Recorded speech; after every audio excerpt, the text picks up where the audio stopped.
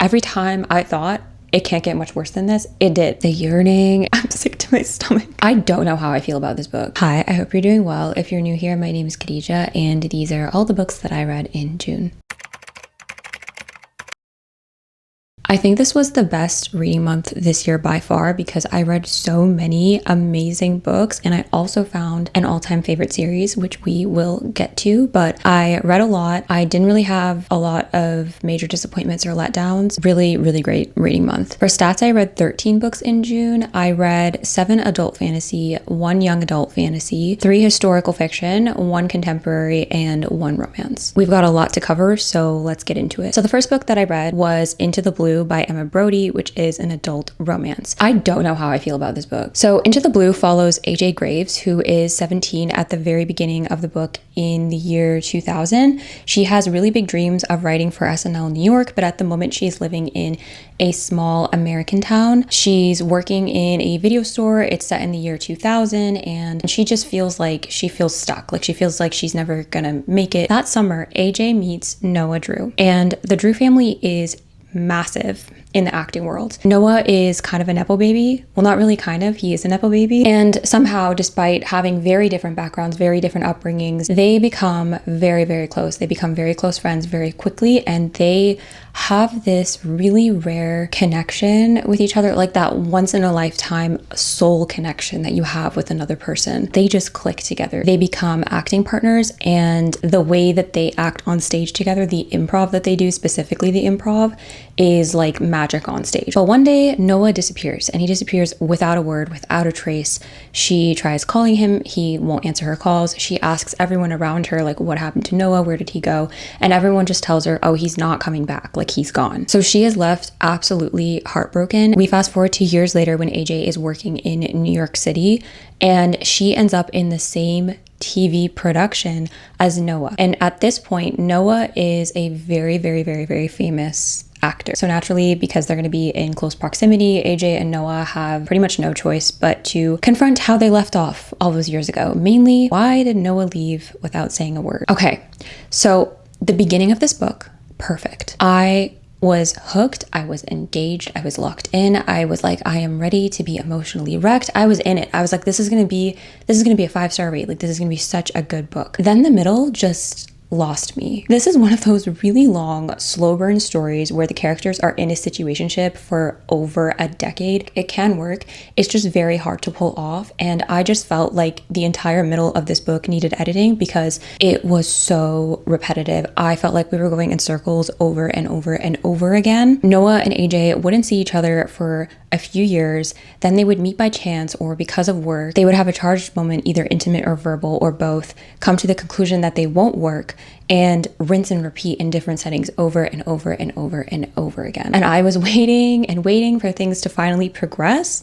It's a very frustrating reading experience. We just kept having the same conversation over and over again, and I just got to the point where I was like, wrap it up, you guys, wrap it up, wrap it up. Noah has a reason for thinking they won't work, and I completely understand his reasoning, but I am personally not a big fan of the male main character being the one to kind of like make the decision that they won't work, because AJ didn't really have much of a say in that regard, because it was pretty much mostly Noah who was like, no, we're not going to work.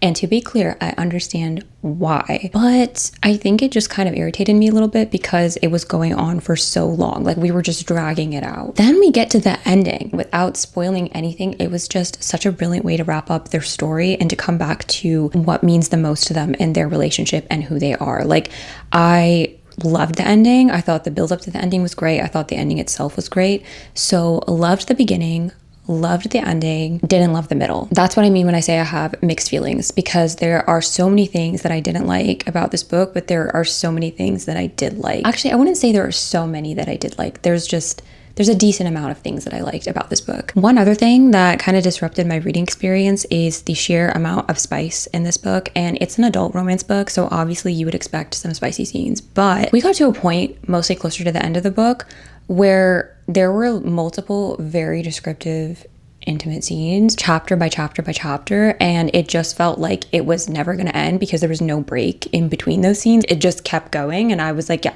I get it. I think I understand at this point. It was just a bit too much for me personally, but I don't like to read open door scenes, so that's just a personal preference. I just felt like it was a bit overdone. Also, something that I found a little bit jarring, it didn't bother me too much, but it did feel out of place, was the sci-fi elements, because Noah and AJ are actors, and one of the projects that they work on and reference is a sci-fi show. And the show is referenced throughout the book because the show ends up like developing like a cult fan base, and there are like conventions that they go to. And while they're filming these scenes, you know, like they're in character as sci-fi characters, they are in a sci-fi set, like their surrounding environment is very sci-fi, and it just kind of feels like a different book when I was reading those scenes. Like it felt a little bit out of place. After sitting with it, I was still thinking about these characters and their story like a couple weeks later, and I've been trying to focus more on how a book makes me feel versus how perfectly it's written. This book by no means is written perfectly. I think the entire middle needed a lot of editing. I think it says something that even though I had a lot of issues with how it was executed, it still resonated with me to the point where like it was still on my mind long after finishing it. I don't know how I feel about it as a whole. There's likes, there's dislikes, there's negatives and positives. Yeah, I'm not even sure if I would recommend it. I would warn that if you are interested in reading it, it is a very emotional read and it deals with some very heavy topics and scenes. Please do not go into this thinking that it's a cute little fun summer romance like I did, because I didn't read the synopsis and I went into it kind of blind. Don't do that, because it is very much not a cute little summer romance. It is a very emotional book. Very interesting start to the month. So that was Into the Blue by Emma Brodie. Then I read Swordcatcher by Cassandra Clare, which is the first of a trilogy called The Chronicles of Castellane. This is an adult fantasy. It kind of toes the line of epic fantasy. We begin the story with Kel, who is 10 in the prologue, and he is an orphan living at an orphanage. He is essentially kidnapped from the orphanage from someone from the Palace of Merryvent in Castellane, where he is told to become the sword catcher for Prince Connor. And the sword catcher is essentially like the body double of a royal heir. They take the prince's place and they are essentially their shield. They have to sacrifice themselves for the prince or for the royal heir if needed. The reason why Kel was taken specifically is because of his almost identical resemblance to the prince. So from age 10 until their mid-20s and present, Kel was raised alongside Connor. He was trained in combat. He was trained in speech and demeanor to the point where he can now fully mimic him. So if Connor can't go to a certain event that he needs to go to, Kel will replace him and no one will notice. Kel also wears this like magical medallion whenever he's imitating or presenting himself as Connor, and the medallion makes him appear to be more like Connor because that's what people expect to see. I don't know if I'm explaining it correctly, but that's how I understood it. Kel and Connor, they share a room since age 10 and they quickly become like brothers, and then by the time we're at the beginning, like in present time, they are very, very, very, very close. Then you've got Lancaster, who is one of the Eshkar, who are a small group of people who possess magic, and by law they have to live behind the walls within the city, but because Lynn is a physician, she ventures outside of the walls to treat the sick and dying. And when we first meet her, she is very, very desperate to heal her closest friend Miriam, and believes that she cannot heal her without access to forbidden knowledge, essentially knowledge on magic, because magic is forbidden. The three of them, Lynn, Connor, and Kel, have an encounter that kind of tangles them up for the rest of the trilogy. I understand why this was kind of a hit or miss for people, because there is so much exposition. Like the first 60% of this book is straight exposition and world building. There's a ton of politics as well, like within the plot. If you don't like political intrigue, I'm not sure if you would like these books. The latter half is where I started to get really interested and engaged in the story, and I finished it not particularly attached to the characters. I liked them, but I wasn't like fully in it. I was interested and I was like, I know I'm gonna read the sequel, but wasn't like hooked, if that makes sense. I also love strong platonic relationships, and at the core of the story is the relationship between Kel and Connor, who might as well be brothers. They do everything together, they would do anything for each other, and they love each other. What makes the relationship so interesting is that there is a power dynamic between them, because Connor is the prince and Kel is kind of like a nobody. Like he came from an orphanage, he came from a poor background, and if he wasn't taken to the palace, he would probably be on the streets. That was an interesting dynamic to explore throughout the first book and the second book, book, which I'm going to talk about in just a second. For the entire time reading Swordcatcher, I was just waiting for a love triangle to form, because one thing about Cassandra Clare, if she can write a love triangle into the story, she will write a love triangle. I was pleasantly surprised that there wasn't a love triangle. I won't say what the pairings are or who the pairings are, because I think it's fun to kind of discover that yourself. But yeah, no love triangle. Really interesting, because I felt like I was going to forget a lot of the information that I learned in Swordcatcher and like all of the setup. I just figured I would just read The Ragpicker King right after, because it was available to me. I also just typically read series consecutively if the next books are out, so that checks out. It really surprised me how much more I liked The Ragpicker King in comparison to Swordcatcher. I thought I would enjoy it because I did like the first installment, but it was just so much more fun to read in a very emotional turmoil type of way, because literally every one of our main characters was going through it in some type of way, as usual. With this author. Without spoiling anything, this picks up right where book one left off. We follow some really big major decisions that some of our main characters made at the end of Swordcatcher. There is also a really big event that takes place that kind of changes a lot as we move into the second book. So we kind of explore those changes and the consequences that arise from those decisions. Between Kel, Connor, and Lynn, we are mostly in the heads of Kel and Lynn, if I'm remembering correctly. I don't recall too many chapters with Connor's POV. Even in the first book, I don't recall too many chapters with his POV, just a few here and there. So I'm kind of assuming that the third book is going to be more of a focus on Connor's POV, especially with how the second book ends. I also can't say that it's miscommunication heavy, because they don't really miscommunicate. It's just that they don't communicate. Like, they walk around all the things that they should be talking about over and over and over again, which just felt so silly, because so much heartbreak could have been avoided if you guys just talked. But then again, this trilogy would probably be like half the length if that wasn't the case. I still don't feel, in all honesty, super attached to these characters, but I've warmed up to them enough where like I do care about them. I'm just not like, these characters changed my life. I am also not convinced of one of the romantic pairings. Again, I won't say who, but one is still not working for me. I can't put my finger on why exactly. I just think they aren't really interesting together, and I think they're better individually. But yeah, all that's to say, I am seated for the third book, which is currently to be determined, but I will be there. That was Swordcatcher and The Ragpicker King by Cassandra Clare. My next read was Behind Five Willows by June Her, which is a young adult historical fiction standalone. I have read two of June Her's other books, I believe, and I liked both of them, so I was expecting to like this one, and I did. This is set in historical Korea during the Joseon dynasty in the 1700s, and is also loosely based on Pride and Prejudice. It is specifically set at a time where there is a lot of government censorship and book banning, like the act of reading, transcribing, or writing fiction is considered criminal, and there was a actual edict in Korea in the late 1700s called the Restoration of a Pure Writing Style Edict, which banned the creation and circulation of fictional writing and also prohibited both Catholic and Chinese books. So this book references that and is set in that time period. There are two POVs. We've got Haewon, who is the middle child of a poor family, and she is expected, along with her sisters, to marry well, to have a good life, but she works as an illegal book transcriber, kind of like a side hustle. She loves everything about the job, everything about books in general, especially the works of this anonymous author called The Black Lotus. And then we've got Sejun, who is the son of a noble and has a mountain of expectations to live up to.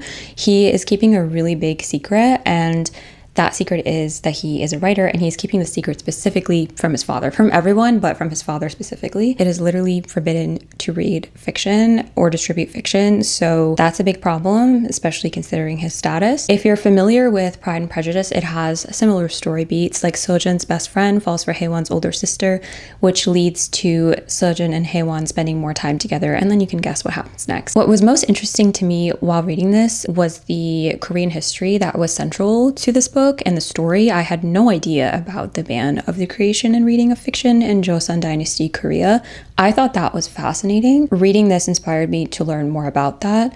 There was a note at the end of the book that dives a little deeper into that history, which I really appreciated. And I just really appreciated the research that June Her did for this book. I love June's books because they are always rooted in history, in Korean history, and you can see how much time and effort goes into writing each of her works. The romance was also really lovely. As an homage to Pride and Prejudice, it didn't feel particularly new, but like I wasn't expecting it to. It was very sweet and introspective while also just being an absolute breeze of a read. Like I read through it so fast. If you enjoy historical romance at all, I think you should give this one a try. I don't really have much else to say on this one. It was just a good time. That was Behind Five Willows by June Her. My next read was Deathly Fates by Tesia Tsai, which is a debut young adult fantasy and also a standalone. This is set in ancient China. It follows Kang Seiying, who is a corpse-driving priestess, essentially someone who is paid to guide those who have passed to their home. Seiying's father falls very ill, and in order to be able to provide him with medical aid and cover those expenses, Seiying accepts a dangerous job to retrieve the body of a missing prince. This is a job that will pay her a lot of money. But what happens when the dead prince you are sent to retrieve isn't quite dead? Seiying finds his body and places this like reanimation talisman on his head, which is supposed to make the dead obedient, and it brings him back to life on a condition where he has to absorb enough chi, which is life force, to keep his soul like anchored to his body. If not, he will actually die. So she makes a deal with him where he agrees to double her commission for the original job that she was tasked to complete, like to retrieve him, if she helps him get chi, which is done by purifying evil spirits. So they go on this like little adventure. In the process, they discover there might be a lot more behind the prince's death. About a quarter through this book, I was like, oh no, is this gonna be a monster of the week type of story where they go on an adventure across the country and defeat all of these evil spirits in the process? Because I don't really like monster of the week type stories. I get really bored, but thankfully that wasn't the case. Everything happened for a reason and it all tied together. I will say that the beginning was very slow to me. I don't think that I started to have fun until like page 80-ish, and I actually almost gave up on it because it was taking me a long time to get into the story. But then once I got into the story, I did enjoy myself. Ren was also a really fun male lead because he was a prince, but he wasn't insanely strong or like really quick-witted. He was just a dude who happens to be a prince. Seiying was the one who was fighting, and he was kind of just there for the majority of this book, which I thought it was so funny and kind of refreshing because like bring back male leads who are kind of normal and a little pathetic. It was really predictable. It had your typical story progression. Like it feels like something that I've read before, but I don't think it was trying to be all that different. It's not a book that I'm going to be thinking about for a long time, but it is a book that I had fun with. So take that as you will. That was Deathly Fates by Tesia Tsai. Then we move on to one of my all-time favorite books of the entire year so far, which is The Ocean Would Paint Me Blue by Zoulfa, a young adult contemporary standalone. You guys, this book had me sobbing. I'll tear up just thinking about it. We follow Jihad, who is 17. She is living in New York. In Jihad's family, women possess a magical blessing where they can see life with a heightened sense of colors. And when Jihad's mother suddenly passes away, Jihad loses all sense of color. I mean that in a very literal sense. She cannot see anything but the color gray, and no one believes in her color loss. Jihad's father enrolls her in this private elite school to help her get into a good university, and the school is called Braxton Academy, I believe, for her senior year. It's a much smaller school. I think there's like about 100 students, and she is the only Muslim there, the only visible Muslim.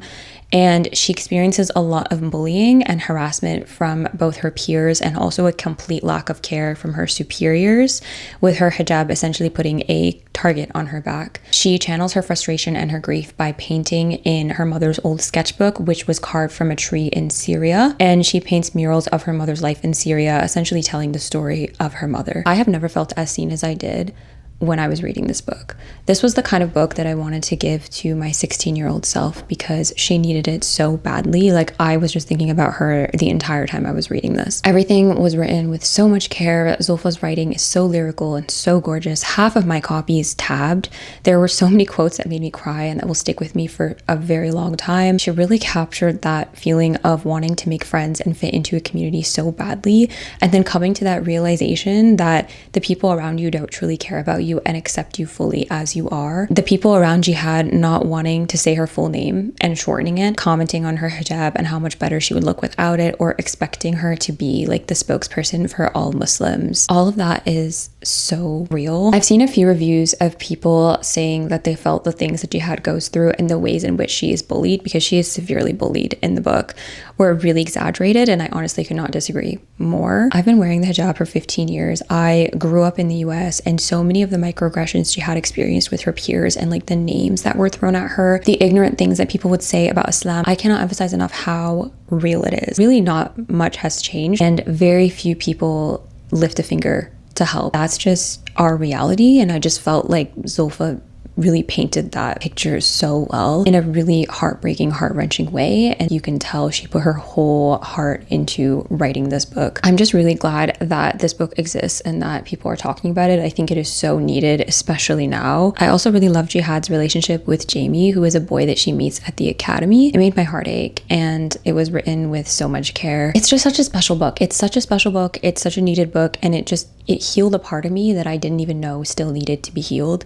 It's one of my soul books now. Like, Jihad's story will stay close to my heart forever. I loved it so much. I was literally crying like every other page. Like, I'm not even joking. I was like 5-10% into the book and I was crying. Like, it just made me so emotional. It makes me emotional just thinking about it. I need everyone to read it. That was The Ocean Would Paint Me Blue by Zoulfa Katouh. Then I read the first of 2 arcs that I read in June, My Unfamiliar by Mara Rutherford, which is an adult cozy fantasy. It's publishing on December 1st, so it is not out yet. I have never read anything by Mara Rutherford, so this was my first introduction to her, and I want to preface this by saying that I am not a cozy fantasy girl. I like my fantasy to have a lot of stakes, and cozy fantasy doesn't really have stakes because it's meant to be more relaxed and like a curl up by the fireplace type of read, and that's usually not my vibe. Like, the Emily Wilde series, which I still need to finish, is the most I can do with cozy fantasy, even though, to be clear, I would not classify Emily Wilde as cozy fantasy. It gets a little bit dark for a cozy fantasy and there are some stakes, but for some reason it is categorized as cozy fantasy. But that's like my threshold is the Emily Wilde series. That's the most that I can do with this genre, but that's a conversation for another time. So why did I pick this book up if I don't really like these type of books? Well, I fell for the beautiful, gorgeous, stunning cover propaganda. I did. That's what happened. So we follow Winslow Green, who is a familiar matchmaker. She essentially matches mages with an animal familiar and is very well known for her work. She doesn't have any magic herself, but she prides herself in her ability to like read her customers and match them with the right familiar animal. Then we've got Bastian. I don't know if I'm saying that right. Bastian Triplehorn. These names, who just recently lost his animal familiar to an attack, and he is currently grieving, but he is seeking a new familiar and he needs one ASAP. He seeks out Winslow, who really struggles to find a match with him because nothing seems to be working, and he's also just like really grumpy all the time, until one day Bastian sparks a familiar bond with Winslow, which is considered unprecedented and strange because they are both humans. And the rest of the book entails solving the mystery of their connection and also training for a mage competition at the same time that might be able to solve all their problems or make all their problems worse. And in the process, of course, you can imagine that they develop feelings for each other. This delivers what it promises you, which is a pink, cozy, like whimsical type of story, but it really wasn't much more than that to me. And because, again, I'm not really a cozy fantasy girl, I did get bored around the 40% mark. I just wasn't interested enough in these characters. You've got kind of a cookie cutter, like pink loving, positive, sweet female main character, and then you've got your like typical grumpy, attractive male main character. But I will admit that they amused me in the beginning. I did laugh out loud a couple of times, especially with the choice of words, because the story doesn't take itself seriously at all. We've got words like cantankerous or fiddlesticks. There was this one scene where Winslow uses a rabbit as a handkerchief to dry her tears. It's so silly. It's so silly and it's really fun. There was a quote along the lines of, that would have been enough to throw her off balance, even if she hadn't spent all morning sobbing into her pillows. Birthdays could do that to a girl. If that gives you an idea of how silly, hee hee ha ha this book is, like that's the vibes. Like it's very much just a vibes book. But as we start to move along into the story and they develop feelings for each other, they kind of go through this person could never love me. I could never confess my feelings to them. Oh no. It's just, miscommunication for the majority of the book. Also, this is supposed to be an adult cozy fantasy, but it honestly read very young adult to me because the writing just felt very juvenile. There was a specific line that took me out when I was reading it, like just really took me out of the story. One of the characters says something like, what he had seen would live rent-free in his head. Rent-free? Huh? But then again, it did come across as like very silly and not taking itself seriously. So I get it, but I don't know, that specifically took me out. There really wasn't anything adult about it, so I don't really know why it's being classified as an adult fantasy. But if you just want like whimsy and a vibey, fun time, this book might be for you if you like cozy fantasy. That was My Unfamiliar by Mara Rutherford. Okay, so this is what I was most excited to talk about. Let's talk about the Bone Season series. So I had said previously, I think it was my mid-year book tag video, but I might have said it elsewhere. I said that the Bone Season series was good so far. Like it was great, but not life-changing. Well, I lied. I need to stop talking about series as a whole before I catch up and I finish them, because when I tell you the last 3 books, my brain chemistry changed. I feel insane. I still feel insane. Life-changing. So typically, if I get hooked on a series and on a world, on a story, I don't like to read things in between. But with the Bone Season, it was very different because I read the first book. I really liked it, but I felt like I needed to read something else in between, like just to process what I had read. So I read the Bone Season and then I read a couple books in between.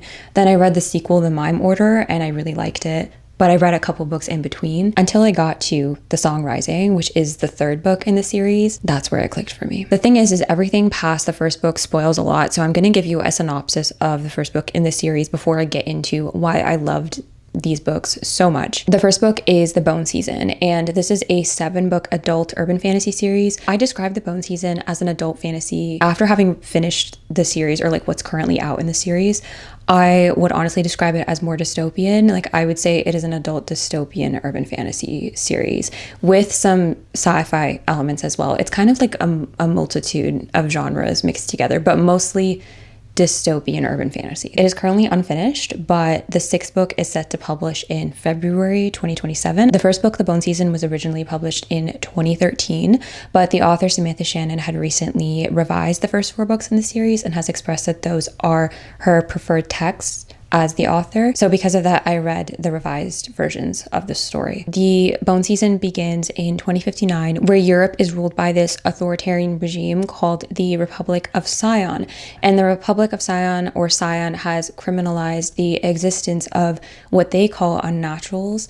And unnaturals are essentially clairvoyants, like people who have the ability to connect to the spirit realm. And they have various abilities, like they could be dream walking, they could have the ability to predict the future, they could have the ability to like heal injuries with ether or speaking to the dead. Like there are all these different powers that clairvoyants have in this world. We follow Paige, who is a dreamwalker, which is a very rare and powerful clairvoyant. Dreamwalkers have like a greater sensitivity to the ether around them, and their main ability is that they can jump into the dreamscape, like the mind or the mindscape of other clairvoyants. Where we start off, Paige is working for an underground crime syndicate, and her existence again is a crime under the regime as a clairvoyant. She is very quickly arrested early on into the book, and she is taken to the very founders of Sion. And while she is held in their captivity, her entire worldview Like, her entire world is disrupted by what she learns about the founders of Scion. It changes everything. The founders of Scion have a very, very, very strong interest in Paige's abilities. She doesn't understand why. And throughout the first book, she is just trying to figure out how she's going to survive this, how she's going to escape them, and also if there's anyone there that she can really trust. So much of this series is about resisting your oppressors through any means necessary, organized resistance, what it takes to lead and build a revolution, and so much more. Paige is also just such an incredible main character. I could talk about her for like an hour. I love her to bits. I also want to say that there is a multi-book slow burn that is very, very important to the story, and it is life-changing. So The Song Rising, which is the third book in this series, is where everything just clicked for me and where I really got hooked. Like, I got that I need to read all these books immediately kind of feeling as I was reading The Song Rising. I actually had the same experience with The Song Rising as I did with The Bone Season and The Mime Order, at least for the first half of the book, because the first half of the book took me a few days to get through. Like, I would read a chapter here, a few chapters there, and that's not typically how I read. But around the halfway point, when everything started to pick up in intensity, which is what happens with the first and second book as well, I just couldn't put it down. The last 30% of this book was just absolutely insane, like insane. So obviously, because I can't read series normally, I immediately read the next book. I read The Dawn Chorus, which is a novella, and I'm going to be really vague about it, but it takes place between The Song Rising and The Mask Falling, which is the fourth book in the series. It's technically not required reading, but I did some research when I was trying to figure out if I should skip to The Mask Falling or read the novella before, and everyone said to read it because it adds a lot to our main character's relationship and dynamics, and it was really, really, really heartbreaking, and it broke my heart. It made me feel so much in only, I think, 76 pages. The novella has a lot to do with processing and healing from severe trauma, and there are a few quotes that really got me. I'm really glad that I read it, and when I finished it, I was like, okay, feel like I have a stronger hold on these characters now. And then we get to The Mask Falling. When I tell you this was a perfect book, it was a perfect book. I have absolutely no notes, like zero notes. It was a sit and stare at the wall at like 1 a.m. in the morning type of perfect book. Like, I just could not deal. I didn't know what to do with myself when I finished this book. I genuinely was losing my mind. With every book in the series, the plot and the world building keeps getting richer and more complex. And sometimes when that happens, it's very easy to get lost or to lose interest. But Samantha weaves everything together so masterfully, and every new plot line or new character or new location, everything just blends so well into the story and interconnects that nothing feels jarring or out of place. And there were even some references, like some lines that I was like, oh my god, this ties back to this specific moment in book 2. Like, everything just ties together so well. And The Mask Falling was the book that really solidified that. Like, I felt so immersed in this world at this point. These characters were so dear to me at this point. I cannot emphasize how big this world is. We are traveling and staying in multiple locations across Europe. We are in London, we are in Oxford, Paris, Versailles, Edinburgh. We're dealing with like a huge cast of supporting characters. There's like the crime syndicates, the government elites, the rebel networks. There are otherworldly beings from the netherworld who are a very, very, very big and important part of this entire series, and they are part of a massive cast of characters as well. You learn like all the intricacies of organizing and leading a revolution in this world as Paige is learning it, and how the fantasy of this world works with like the clairvoyance powers and all of the lore there that keeps building and building and building, and all of that and so much more that I haven't mentioned, by the way. All of that, and the scale never feels too big. There are so many things that Paige has to deal with, so much trauma that she grapples with, which was also handled exceptionally well. But not once was I like, there is way too much going on, I don't know how this is gonna work. Samantha makes it work, and she doesn't just make it work, it's fantastic. The Mask Falling was also the book that gave two of our main characters the space to develop their relationship one-on-one that we haven't really gotten yet until this point. And I can't say much because I want you to experience it on your own if you're interested. But there is a slow burn romance that I mentioned that is, again, very important to the story. And it's a it's a life rooting type of slow burn. And we get a lot of that in The Mask Falling. There's a lot of emphasis on their relationship, the yearning. It's like, oh my God, that type of slow burn where you're like constantly searching for crumbs. And the crumbs are so good. Literally like head and hands for the majority of this book and the next book. I felt like I just knew these characters so well now because of the care that was given to them here. And the ending, the last 100 pages, I don't even want to talk about it. The reveals, I didn't predict anything. My jaw was repeatedly on the floor and it was just one thing after the other. I was like, Samantha, you need to let me breathe, because every time I thought it can't get much worse than this, it did. I was stressed out of my mind. Diabolical ending. The people who had to wait 4 years for The Dark Mirror, which is the next and 5th book in the series, you guys are so strong. I feel so lucky that I could just request it from my library and get it like 2 days after I finished reading The Mask Falling. I genuinely don't know how you waited that long. Like that ending was way too much. Oh my God. I couldn't put that book down. Finished it and I was like, wow, what did I just read? Then I read The Dark Mirror, and shout out to my library for getting it to me so fast. This was also a perfect book for me. I don't say this lightly. I really don't. It's really rare, I think, for me to say that a book is perfect from top to bottom. Like no notes.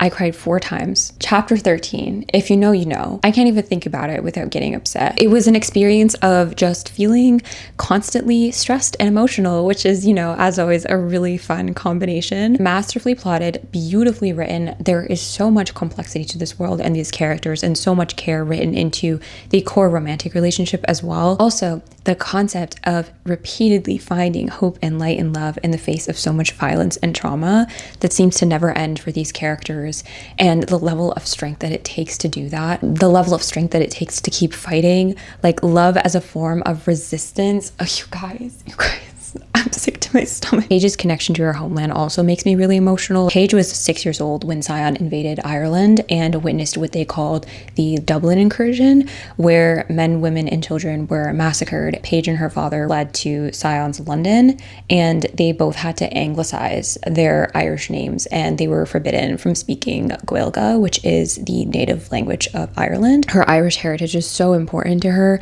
and her determination to preserve like her native language, how much she misses Ireland, and the grief that surrounds not being able to like return to her land. I love these characters to my core. I can't wait to be emotionally wrecked by the 6th book in February. I'm literally counting down the days. It is in my calendar. Like, you know, when you read a book or a series that reminds you how much you love reading, this is what that series was to me. I was reading these books and I was like, this is why I love reading. I am a Bone Season enthusiast now. If you take anything from this video, please let it be to read the Bone Season, because I have no one to talk to about this. That being said, I do want to say that this series is very heavy. It is not an easy read. There is always an emphasis on like finding the light in the dark, and there's always hope, but it can be very difficult to get through at times because Paige especially goes through a lot of mental and physical trauma throughout these books, and we're also dealing with colonization. We are dealing with an oppressive government. There is a lot of violence and like torture inflicted.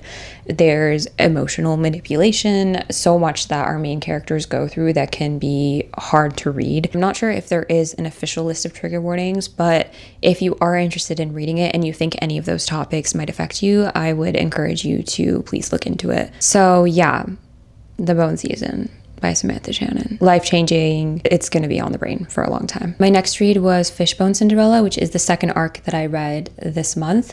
It's by Elizabeth Lim. It is her adult debut, and it is an adult historical fiction with some magical realism. It is publishing on July 23rd. This was so good. I'm so lucky that I got to read it early because it was one of my most anticipated reads of the entire year. This is ultimately a story about generational trauma and mother-daughter relationships. We switch between the POVs of Ha Ying in the past and her daughter Marigold in present time, so it's a multi-generational family story. The book begins during the Japanese occupation of Guangdong, China in 1940, where Ying escapes Japanese soldiers by turning invisible. She is then given a warning by her mother, who tells her that she has dreams that can tell the future and that there is a curse upon their family's girls, only their family's girls. Her mother gives her this golden bracelet for protection, and after the war, Ying is separated from her mother and she is sent to live with her father and his second wife in Hong Kong, which is where the Cinderella influences come in. This was beautifully written and it really moved me. I sometimes have a hard time connecting with multi-generational family stories, because of the back and forth between POVs, past and present, sometimes it can feel a little clunky or jarring, but I didn't have that problem here at all. It flowed so well. I couldn't put the book down. And the Cinderella type of story has been written so many times in so many variations, but it didn't feel overdone in this book. Elizabeth made it feel very unique through the specific changes that she made that deviate from your standard Cinderella story. Elizabeth has a talent for taking popular fairy tales and really making them her own. It's definitely more of a heavy read, but even so, I absolutely flew through the book. It's official now that I will read anything that Elizabeth Lim writes, and I need to go through her backlist because I've only read A Forgery of Fate so far, which I loved. Yeah, I need to get on that. I need to make that a priority. That was Fishbone Cinderella by Elizabeth Lim. My next read was Where the Heart Should Be by Sarah Crossan, which is a historical fiction standalone. It is set in Ireland in 1846 during the Great Hunger, also known as the Irish Potato Famine, which was a period of mass starvation in Ireland. This book is pitched as both a love story and also the story of a people being torn apart, which is such a devastating sentence. We follow Nell, who is working as a maid in what they call the big house, serving Philip Wiccan, who is the Englishman that owns everything in her life, including her home, her land, her family's crops. Philip's dogs are always well fed even as famine sets in, while the land continues to grow fruit that is rotting. A boy named Johnny arrives at the big house from England, and he is set to inherit the house and the land as Philip's nephew. And Nell and her family struggle as hunger and disease surrounds them. But as Nell and Johnny start to get closer after they meet, there is a newfound hope. This book is a verse novel, meaning it is written entirely in verses and poems. There are some pages that only have a few words for impact, and I actually didn't know that it was a verse novel going into it, so I was a little surprised when I started reading. Although it flowed very well, it felt very short because of the way that it was written and structured, and I really wanted this book to have more space to breathe. Like, it has a very strong foundation. It's heartbreaking, it's shattering. Sarah writes so beautifully, but I just think it needed more time for the story that it was trying to tell. And because of the verse storytelling, we didn't go as deep as I thought we were going to. It was a hard read due to the subject, and it was very emotional. It made me very emotional. There is so much grief written in the verses of this book, but there is also a lot of hope. And yeah, I really liked it. I just think that it could have been expanded on so much more to be even better, but I would recommend it. I thought it was very beautifully written. That was Where the Heart Should Be by Sarah Crossan. Now it's time to get into the DNFs that I had in June. I have gotten much better at DNFing books that I'm just not feeling, because I know if I force myself to finish something, I am going to get into a reading slump, and I don't want that to happen. I only DNF'd 2 books this month, and I didn't get too far into both books before I decided to put them down. The first book is The Children by Melissa Albert, which is an adult fantasy, but also kind of horror. I DNF'd it at 35%. The book follows Guinevere Sharp, and she lives in the pages of her mother's famous books called Ninth City. So her mother was a famous author, and when she was a child, she lived in her family's farmhouse in Vermont. But her childhood wasn't as magical as everyone thinks it was. Her and her older brother grew up practically neglected in many ways by their parents, especially their mother Edith. And one night, everything goes up in flames. Edith's book series is unfinished, and Guinevere and her brother are the sole survivors of the fire. Fast forward to present time, Guinevere is promoting her memoir, kind of capitalizing on her mother's fame, when out of the blue, her estranged brother, who is an artist, suddenly announces an upcoming installation titled Mother. And from there, Guinevere starts to uncover memories from her childhood and address everything she has been running from, mainly what really happened the night of that fire, what darkness lies behind her mother and the books that she used to write. There's this underlying eeriness in this book where it's like, you know that there's something off about this entire story, and it's very subtle in the beginning, and that's where like the slight horror vibes come in, because you don't know exactly what's going on, you don't know exactly what that darkness is or how deep it goes, and you're sort of like figuring it out alongside her. Unfortunately, I couldn't get myself to keep reading this. I kept waiting to get interested, and it just wasn't happening. I don't think I'll come back to this, but to be fair, it wasn't really my typical genre. It wasn't for me, and that's okay. That was The Children by Melissa Albert. Then there's Mad Mabel by Sally Hepworth, which is a thriller slash mystery book. And this was another It's Not You, It's Me DNF. This one is about Elsie Mabel Fitzpatrick, who is 81 years old. She has a mysterious past that almost no one knows about because, in quote from the synopsis, no one ever suspects little girls or old ladies when it comes to murder. A little girl moves into the neighborhood, and as she becomes friends with her, Elsie's past starts to surface. I think it's time to accept that I am not a mystery thriller girl. I've enjoyed satirical thrillers like Yellowface and Yesteryear, but a general mystery thriller just doesn't really draw me in. I don't know why. I like mysteries, but I just feel like I'm very picky with them. I DNF'd this at 15%, and I know that I am DNFing these books so early, but listen, if I'm not feeling it, I'm not feeling it, and there are so many books that I could be reading instead. There are literally just endless books to read. I think 2 DNFs in the month is really not bad. And I just feel like I am getting to a point where I really know what I like. So those were all the books that I read in June. This was such a good reading month. I am so happy that I had a really good reading month. It was perfect if only for the fact that I read the last 3 Bone Season books, because those books, I can't stop thinking about them. But aside from that, I read so many good books in general, and that makes me really happy. For what I'm most looking forward to in July, Every Version of You by Natalie Messier is publishing on July 7th. In the Wake of the Ruined by Kelly Cassidy is also publishing on July 7th. I enjoyed the first book in this duology, In the Veins of the Drowning. For some reason, the title is slipping my mind. But yeah, that's coming out soon. The Good Parts by Evan Normandin, which I've already mentioned a bunch of times, is publishing July 26th. Lots to look forward to. I am so excited. So far, my library has only added Every Version of You, but the moment the others are added, I will be placing a hold in advance. Please let me know if you have read any of the books that I mentioned in this video, if you liked or disliked them, if you have any general thoughts on them at all. If you have any recommendations for me, please let me know as well. I would love to hear from you. And as always, thank you so much for watching, and I will see you next time.